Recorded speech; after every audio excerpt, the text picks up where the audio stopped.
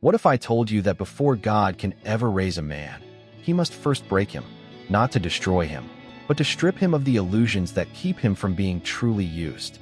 You see, you've been asking God to use you, to bless you, to make your life a vessel of glory, but you didn't know that the path to that glory runs straight through the valley of breaking.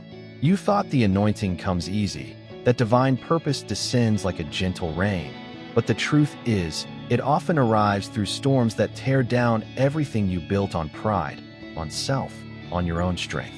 God does not anoint what he has not first crushed. He does not send until he has stripped. Every man he has ever used greatly has first been reduced completely. Look at Moses, once a prince, powerful, educated, and confident, but it took 40 years in the wilderness to unlearn Egypt before he could lead Israel out of it. Look at Joseph. He dreamed of leadership, yet found himself betrayed, enslaved, imprisoned. Only in that place of pain did he learn that purpose is not built on power, but on surrender. Even David, the man after God's own heart, was anointed in private, but had to run for his life in caves before the crown ever touched his head. Because before God trusts you with influence, he tests you with obscurity. Before he gives you a voice, he teaches you silence. Before he gives you victory, he lets you taste defeat. And you, yes, you, feel the breaking right now, don't you?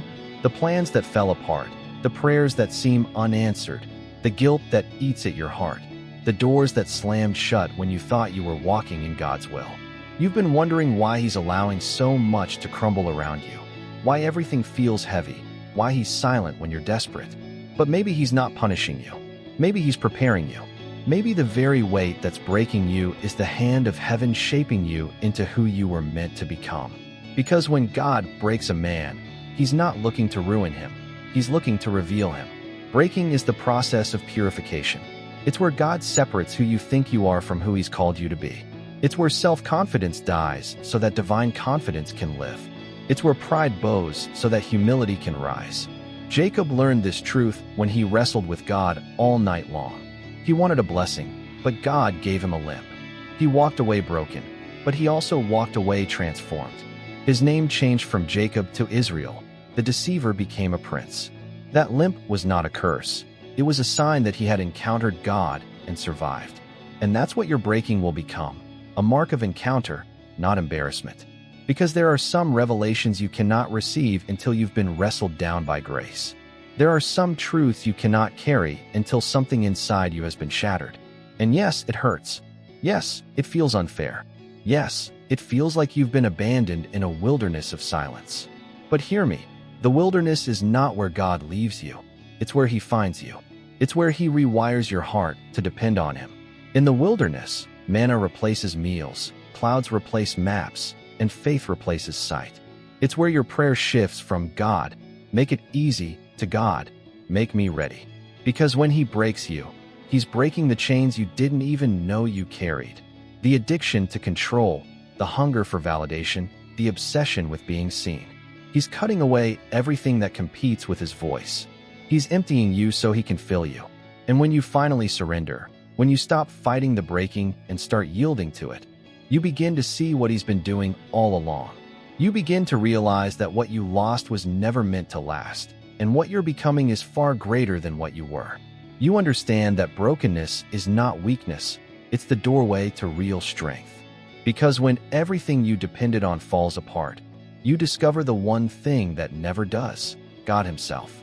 Paul said, "We are hard-pressed on every side, but not crushed, perplexed, but not in despair, persecuted, but not abandoned, struck down, but not destroyed." 2 Corinthians 4 verses 8 to 9.